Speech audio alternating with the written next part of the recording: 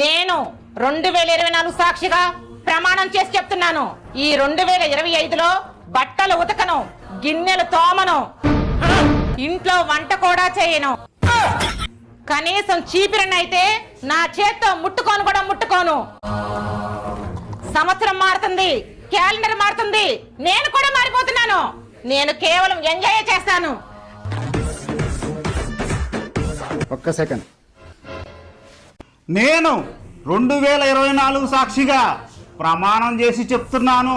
నేను 2025లో నా భార్యకి బట్టలు కొనివ్వను, బంగారం కొనివ్వను. అంతేకాకుండా బ్యూటీ పార్లర్కి ₹1 కూడా ఇవ్వను. సంవత్సరం మారుతుంది, క్యాలెండర్ మారుతుంది, నేను కూడా మారిపోతున్నాను. ఆ డబ్బుతో నేను ఒక్కడే ఎంజాయ్ చేస్తున్నాను.